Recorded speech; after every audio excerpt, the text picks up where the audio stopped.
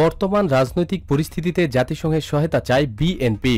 সব দলের অংশগ্রহণে অবাধ ও সুষ্ঠুভাবে আগামী নির্বাচন সম্পন্ন করতে সরকারের ওপর চাপ সৃষ্টি করার আহ্বান জানিয়ে আজকালের মধ্যেই জাতিসংঘকে চিঠি দিচ্ছে দলটি। ঢাকাস্থ জাতিসংঘের আবাসিক প্রতিনিধি মিয়া শেরপুর মাধ্যমে মহাসচিব আন্তোনিও বরাবর আনুষ্ঠানিকভাবে এ চিঠি পাঠাচ্ছে বিএনপি। দলের শীর্ষস্থানীয় একাধিক নেতা এ তথ্য নিশ্চিত করেছেন। চিঠির খসড়ায় বলা হয়েছে, বিএনপি এবং দলের চেয়ারপারসন খালেদা জিয়াকে নির্বাচনের বাহিরে রাখতে ক্ষমতাসীন আওয়ামী লীগ গভীর ষড়যন্ত্র করছে।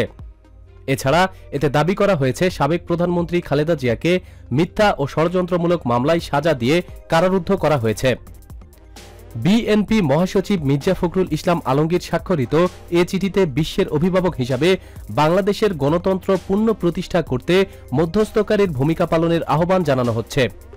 একই সঙ্গে সংকট নিরসনে সরকারকে প্রধান বিরোধী দলসহ অন্যান্য দলগুলোর সঙ্গে আলাপে বসতে চাপ দেওয়া এবং একজন প্রতিনিধি পাঠানোর অনুরোধ করবে দলটি।